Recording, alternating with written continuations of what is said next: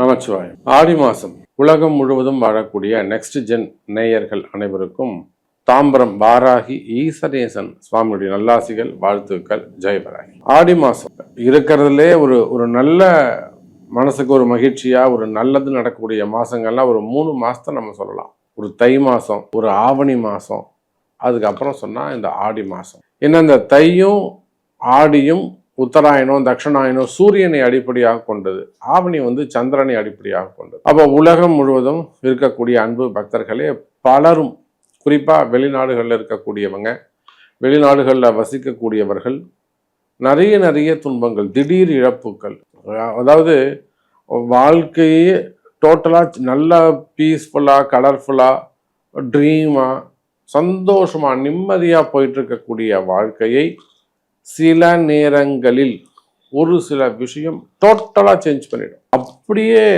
தடம் மாற்றி விட்டுடும். இந்த ட்ராக்ல போயிட்டு இருந்தவங்கள சம்மந்தமே இல்லாமல் காட்டுக்குள்ளே போகிற மாதிரி ஒரு செஞ்சு விட்டுடும், வழி தெரியாமல் இருக்கும். அப்போ அந்த மாதிரி எல்லாம் வெளிநாடுகளாகட்டும் உள்நாடுகளாகட்டும், குறிப்பாக பெண்கள் பலதரப்பட்ட கஷ்டங்களை அனுபவித்து வருகிறார்கள். ஸோ அந்த மாதிரியான கஷ்டங்களுக்கெல்லாம் விடிவு காலம் பிறக்க போது ஒரு நல்ல செய்தி இருக்கிறது. அப்போ நிச்சயமா பிறக்கக்கூடிய இந்த ஆடி மாதம் உலகம் முழுவதும் வாழக்கூடிய அன்பு பக்தர்களே நிறைய சேஞ்சஸ். கடகத்துல குரு இருக்காரு, குரு கூட சேரக்கூடிய சூரியன் எப்பேற்பட்ட விஷயங்களையும் காரியத்தையும் செய்து முடிக்கக்கூடிய பெரும் ஆற்றல் உங்களுக்கு அது கிடைக்கும். ஒரு ராசியில குருவும் சூரியனும் இணைந்திருந்தால் அதை விட மிகப்பெரிய ஒரு ராஜ யோகம் எதுவுமே கிடையாது. அப்போ இந்த ஆடி மாதம் அந்த குருவும் சூரியனும் இணைகின்ற காரணத்தினால் குறிப்பா அரசு அதிகாரிகள், அரசியல் தலைவர்கள், சினிமா துறையை சார்ந்தவர்கள், மீடியா துறையில் ஒர்க் பண்ணக்கூடியவங்க, ஆன்மீக துறையில் ஒர்க் பண்ணக்கூடியவங்க, குறிப்பா அரசியல் நண்பர்கள், அதே போல கவர்மெண்ட் ஆபீசர்ஸ், அதாவது அரசாங்க உத்தியோகம் செய்யக்கூடியவர்கள், அரசு அதிகாரிகள், அது எந்த துறையாக வேண்டுமானாலும் இருக்கலாம். அரசு அதிகாரிகள் இப்ப அரசாங்கம் சார்ந்த டிபெண்டடா ஒரு டெண்டர் பிசினஸா இருக்கலாம், ஒரு டைரக்டாவோ இன்டைரக்டாவோ கவர்மெண்ட்டுக்கு நீங்க ஒரு ஜாப் பண்ணி கொடுக்கலாம், புரியுதுங்களா? ஒரு பேக்கப் ஆஃபீஸா இருக்கலாம் நீங்க. ஸோ ஐடி செக்டராக இருக்கலாம். அப்ப நீங்க யாராக இருந்தாலும் சரிதான், அரசாங்க துறையில் இருக்கக்கூடியவர்களாக இருந்தால் உங்களுக்கு ஏதேனும் சங்கடங்கள், ஒரு பிரச்சனை, ஒரு தலைபோற பிரச்சனை, ஒரு வீண்பிழையமான ஒரு தலைகுனிவு, என்னால முடியல சாமி, எனக்கு எப்படியாவது காப்பாத்துங்க, வேலை போயிடுமோன்னு பயமா இருக்கு, அல்லது எது இங்க நடந்துருமோன்னு பயமா இருக்கு, இல்ல ஒரு எதிரி இருக்காங்க நம்மளை உள்ள போட்டுருவாங்களோன்னு பயமா இருக்கு, சிறை தண்டனைகளாக இருக்கலாம், விசாவாக இருக்கலாம், என்கொயரியாக இருக்கலாம், அது விசா சம்பந்தப்பட்ட பிரச்சனைகளாக இருக்கலாம், ரினிவலாக இருக்கலாம்,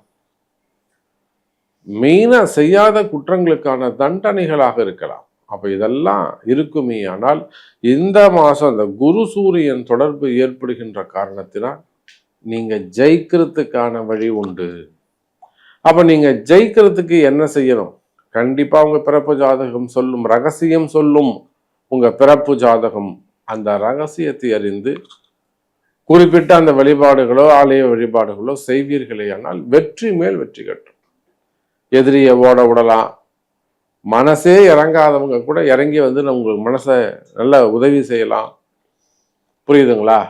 முக்கியமா அப்படி அந்த விளிம்புல கார்னர்ல எண்டில் போய் நிக்கிற சாமி, கொஞ்சம் கை கொடுத்தீங்கன்னா என்னை தூக்கி விட்டீங்கன்னா உள்ள வந்துடுவோம், நான் எப்படியாவது என் குடும்பத்தை காப்பாத்துங்க, எப்படியாவது என் வேலையை காப்பாத்துங்க, எப்படியாவது என் தொழிலை காப்பாத்துங்க, எப்படியாவது என் மனைவியை காப்பாத்துங்க. இந்த மாதிரி கடைசி கஷ்டத்தில் இருக்கக்கூடியவர்களுக்கு கூட இந்த ஆடி மாசம் கை கொடுக்க போகிறது குரு சூரியன் தொடர்பு. அப்போ உங்க ராசிக்கு என்ன செய்யுங்கிறத பார்த்துடலாம், பாருங்கள். மகர ராசி. மகர ராசி என்பர்களே, ஆடி மாசம் நான் பதிவின் தொடக்கத்துல சொன்னேன், குரு சூரியன்கிற உயர்ந்த ஒரு சேர்க்கை ஏற்படுகிறது அப்படின்னு சொன்னேன்.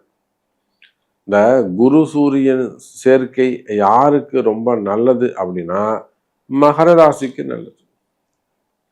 ஏன்னா 7.5 சனி முடிஞ்சிடுச்சு, ராகு பிரச்சனை முடிஞ்சிடுச்சு, பாத சனி முடிஞ்செடுத்து. ஆனா மகர ராசிக்கு மற்றும் முன்னேற்றம் இல்லை, ஒரு வளர்ச்சி இல்லை, நினைச்ச காரியத்துல ஒரு வெற்றியில ஜெயிக்க முடியல. அப்ப இதுக்கெல்லாம் என்ன சாமி காரணம்? யாரை கேட்டாலும் மகர ராசி சூப்பரா இருக்கு, மகர ராசி சூப்பரா இருக்குங்கிறாங்க.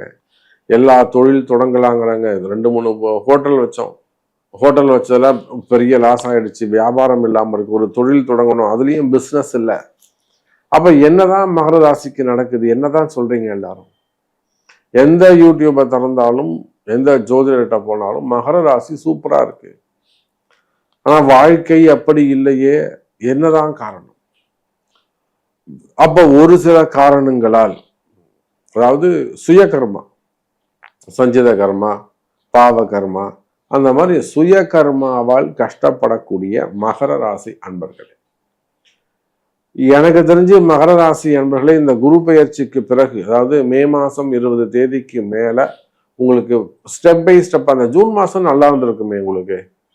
ஜூன் மாசம் ஓரளவுக்கு நிறைய சேஞ்சஸ் ஏற்பட்டிருக்கும், வேலை மாற்றங்கள் ஏற்பட்டிருக்கலாம், தொழில் மாற்றங்கள் ஏற்பட்டிருக்கலாம், டிரான்ஸ்ஃபர்ஸ் வந்திருக்கலாம், இல்லை நீங்க ஏதாவது எக்ஸாம் எழுதியிருக்கலாம், முன்னேற்றத்திற்காக வேலை வாய்ப்புகள் தொடங்கி இருக்கலாம், வெளிநாடு போவதற்காக ட்ரை பண்ணியிருக்கலாம், இல்லை வெளிநாட்டில் இருக்கிறவங்களுக்கு ஒரு விசா ரினிவலோ, அங்கே இருக்கக்கூடிய வம்பு வழக்கு அதெல்லாம் குறைஞ்சிருக்கலாம், உங்களுக்கு ஃபேவரபிளான தீர்ப்புகள் வந்திருக்கலாம், ஜட்ஜ்மெண்ட்ஸ் உங்களுக்கு ஈக்குவலாக வந்திருக்கலாம், நீங்க நினைக்கிற மாதிரி வெற்றி பெற்றிருக்கலாம்.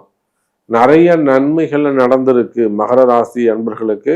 நம்ம பார்க்குறோம், நம்மகிட்ட வரக்கூடிய கிளைண்ட்ஸு அவங்க சொல்லக்கூடிய விஷயங்கள். அப்போ மகர ராசி அன்பர்களுக்கு இந்த மே மாசம், இந்த ஜூன் மாசம் நல்லா இருந்திருக்கு குரு பெயர்ச்சிக்கு பிறகு.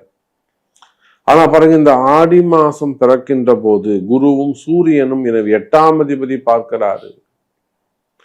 மறைமுகமாக இருந்து பார்க்க வேண்டிய ஒரு கிரகம் நேர் பார்வையாக குருவோடு இணைந்து பார்க்கிறார்கள். யார?